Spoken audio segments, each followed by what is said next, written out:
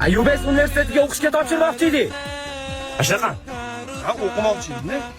Qo'ldan foyda, o'qishdan foyda yo'q. Sotib millioner bo'lib ketadi. Ma'lum bo'lmoqchimisan? Ha, olmoqchi. Bo'ldi, o'qishdan atmay qilaman.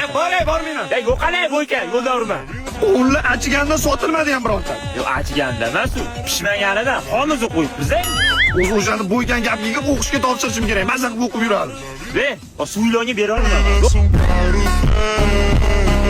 Yo, 2,5 millionga ishlaydi bitirib turib. Biz 2,5 milliard topishimiz kerak. Qani o'qib? Shilaka blok chiqaramiz.